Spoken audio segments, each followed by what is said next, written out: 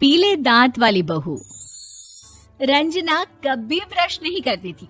उसे कितनी बार उसके माँ बाप ने डांटा, लेकिन उसका कोई असर उस पर होता ही नहीं था, जिस कारण से उसके दांत पीले पीले हो जाते हैं।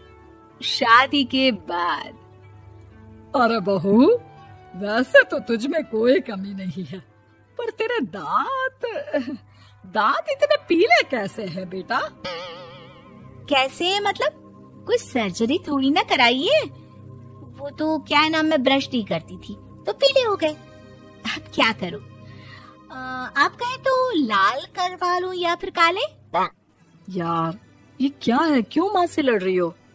लड़ रही हूँ? अरे मैं लड़ रही हूँ या ये बोल रही है कि दांत पीले हैं, पीले।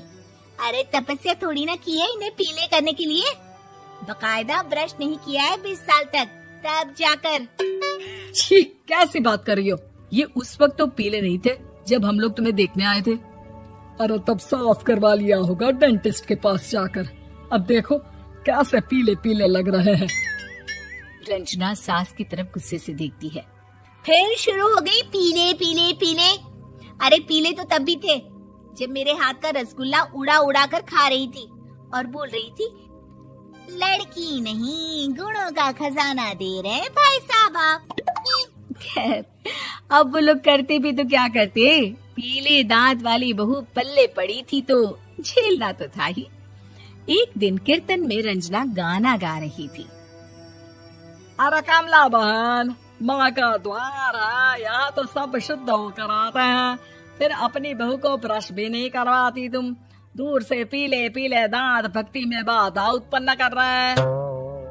अरे कोई 2 साल के बच्चे थोड़ी ना लेकर आई हूँ मैं बहू बनाकर। अच्छी खासी लड़की है, अरे कैसे करवाऊं ब्रश? ये तो उसे खुद करना चाहिए ना।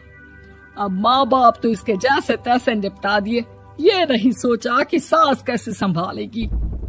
सास बहू को लेकर घर आ जाती है, लेकिन सोच लेती है कि अब इसे लेकर कहीं नहीं जाएगी। अगले रोज बहू कहती है, अरे क्या हो गया, मंदिर नहीं जाना क्या? कीर्तन का वक्त हो रहा है। मेरी मधुर वाणी से कान्हा जी जागते हैं और सोते हैं। आप तो जानती है ना उनकी भक्ति में कितना मन लगता है मेरा। वो क्या है ना, तबीयत ठीक नहीं लग रही है मेरी, आराम करूंगी मैं। तबीयत ठीक नहीं लग रही? अभी तो मिथुन के गाने पर नाच रही थी आप, और अब बोल रही है कि तबीयत ठीक नहीं लग रही। अरे भक्ति में मन लगा लो सासू माँ, ऊपर जाना है, क्या मुंह दिखाओगी आप? हाँ? सास को बहू की बात पर गुस्सा आ जाता है। मैं क्या मुंह दिखाऊंगी, इसकी चिंता तो ना कर, समझी? अपने मुंह की चिंता कर, जो ये पीले पीले दांत लेकर हर जगह पहुंच जाती है। पता है लोग कितना मजाक बनाते हैं। ना जी ना, मैं नहीं जाना कहीं तेरे साथ। तो ये बात है, कोई ना, मत जाओ, मैं अपने कमरे में ही बैठकर भक्ति कर लूंगी। ऊपर वाला दांत थोड़ी ना देखता है, मन देखता है, भावना देखता है। और अरे बस बस, तू सब कुछ दिखा, बस ये सफेद चमकदार दांत ना दिखाना किसी को, है? जा यहाँ से। बहू को सास की बात का कोई फर्क नहीं पड़ता, वो तो जैसी थी वैसी ही रह जाती है। सुबह नहाकर किचन में खाना बनाना, फिर खाना खाना, कीर्तन भजन करना और सो जाना। एक दिन, माँ जी मैं सहेली के घर जा रही हूँ, शाम को लेट आऊंगी। हाँ हाँ तो जाना, मैंने कौन सा तेरी आरती करनी है घर पर बैठकर। रंजना सहेली के घर जाती है, जहाँ वो पार्टी में जाने की तैयारी कर रही होती है। अरे शिखा, कहाँ जाने की तैयारी कर रही है? मैं गलत वक्त पर आ गई क्या? अरे नहीं यार, उल्टा सही वक्त पर आई है। मैंने ये साड़ी और ज्वेलरी निकाली है यार, शाम को इनके ऑफिस की एक पार्टी में जाना है। बताना कैसा लग रहा है ये सब? नहीं यार, इस ड्रेस के साथ तो वो वाली ज्वेलरी अच्छी लगेगी। हाँ हाँ सही बोल रही है, मैंने ध्यान ही नहीं दिया। वैसे तो हमेशा से मस्त फैशन सेंस रखती है। तो बड़ा जाती होगी ना पति के साथ पार्टी में। रंजना कुछ नहीं बोलती, बस सोचती है कि यार काश ये बात सही हो जाती, पर मैं क्यों नहीं जाती पार्टी में? क्या इन लोगों की कोई पार्टी होती नहीं होगी?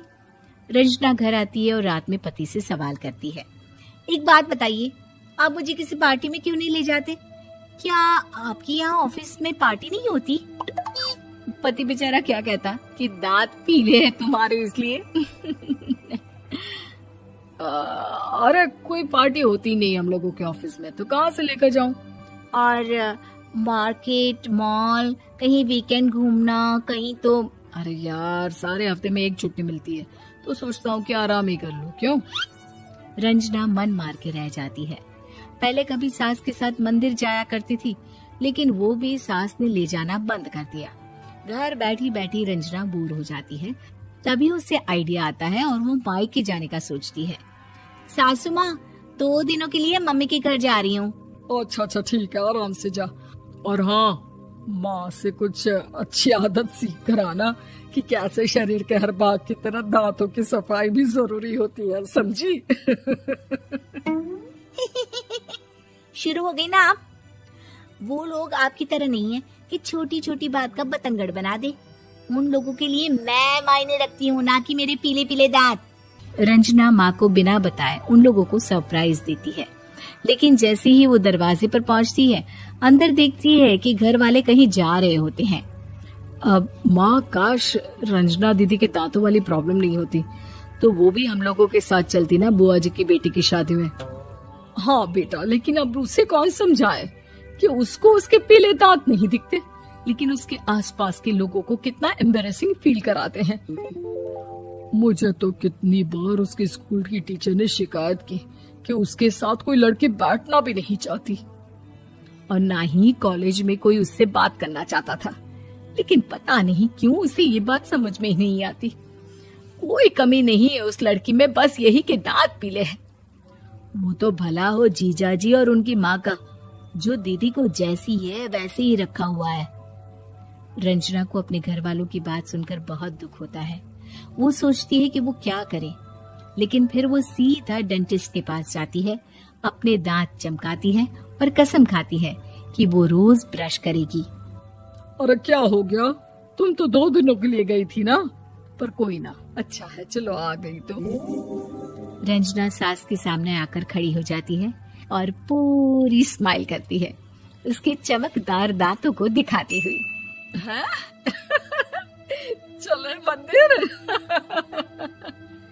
माँ, मुझे माफ कर दीजिए, मैंने आप लोगों को बहुत एम्बैरेसिंग फील करवाया। मैं आज से रोज ब्रश करूंगी।